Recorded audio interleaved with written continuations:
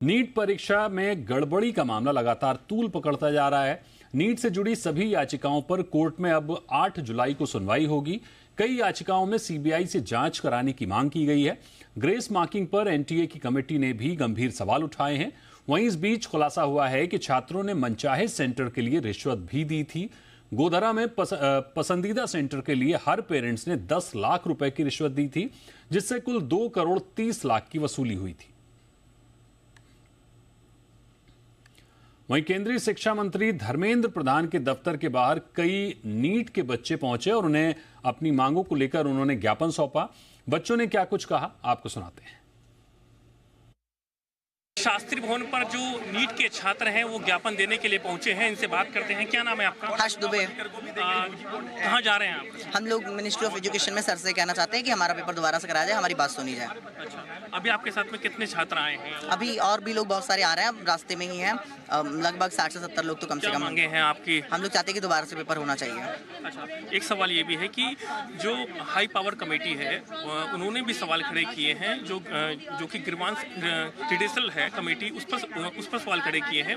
उस पर आपका क्या कहना है? मैं कहना चाहूंगा कि बिल्कुल भी सवाल खड़े हो रहे हैं उस पर, क्योंकि वो हर बार पेपर लीक करा रहा है। हर बार मतलब एक भी बार बातों को सही नहीं रख रहा, किसी चीज को ट्रांसपेरेंसी नहीं है। क्योंकि आप जो 1600 बच्चों ग्रेस मार्किंग किया है, इसका कोई रूल ही नहीं था।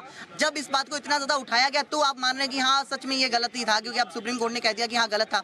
आपने पहले इस गलती को किया क्यों? और जो पेपर लीक हुआ उसको अभी भी आप नहीं एक्सेप्ट कर रहे हैं कि हाँ पेपर लीक हुआ है। बिल्कुल भी नहीं मानने को कोई तैयार है। एक अपने यहाँ इंडिया की पॉलिटिक्स बन चुकी है कि अगर कोई गलती हो जाती है हमसे तो उसको एक्सेप्ट नहीं करना है। अगर कोई गलती हो गई तो उसको सही करो ना। कल धर्मेंद्र प्रधान सर जी कह रहे थे कि भैया कोई पेपर लीक हुआ ही नहीं है, आप 12 लोगों को अरेस्ट कर रखे, उनको छोड़िए ना तुरंत। तो देख सकते हैं लगातार जो यहाँ स्टूडेंट पहुँच रहे हैं उनका लगातार जारी है।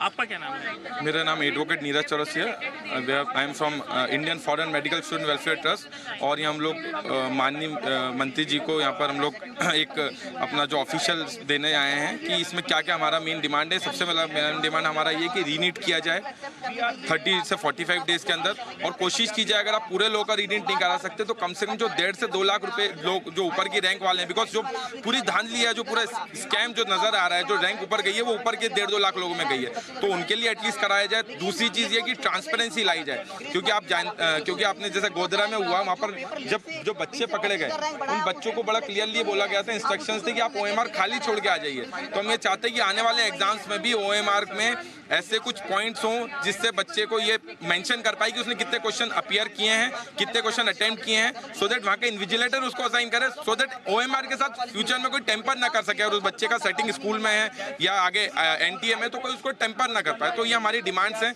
और सीबीआई इंक्वायरी की जाए जिससे दूध का दूध और पानी का पानी हो जाए। क्या नाम है आपका? सर, मैं डॉक्टर भूपेंद्र चौरसिया हूँ। इन बच्चों के साथ जंतर मंतर पे 2 दिन से बैठा था। आज हम लोग माननीय मंत्री साहब से मिलने वाले हैं। हमारी बहुत लीजिमेंट डिमांड है, मंत्री साहब हमारा ज्ञापन लें, रीनीट होनी चाहिए पूरे 24 लाख बच्चों के लिए। सेकंड बात है सीबीआई प्रॉब हो, सीबीआई इंक्वायरी करे। थर्ड बहुत सिंपल है कि ये एग्जाम को ट्रांसपेरेंट बनाया जाए।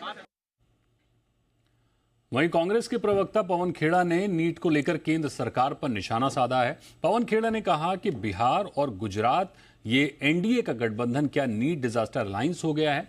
उन्होंने आरोप लगाया कि बिहार से कुछ लोग पकड़े गए और गुजरात यानी गोधरा के कोचिंग सेंटर के साथ मिलकर यह पेपर लीक हुआ। बिहार में पुलिस ने पकड़ा, कई ऐसे लोगों को पकड़ा, आज वो हिरासत में हैं जिन्होंने टेलीग्राम चैनल्स पे नीट के पेपर लीक किए थे। इसकी जांच में आगे क्या हुआ ये हमें नहीं मालूम। 13 आरोपी वहां गिरफ्तार हुए। वैसे ही गोधरा, गुजरात, बिहार भी का एक उदाहरण दे रहा हूं मैं आपको, अब गुजरात का भी उदाहरण दे रहा हूं। गोधरा में भी कोचिंग सेंटर्स के साथ मिलकर, एक पर्टिकुलर कोचिंग सेंटर था उसके साथ मिलकर कैसे ये लीक हुआ। तो ये बिहार और गुजरात, ये एनडीए का गठबंधन क्या नीट डिजास्टर अलायंस हो गया है? एक उदाहरण बिहार से है, दूसरा उदाहरण गोधरा से है।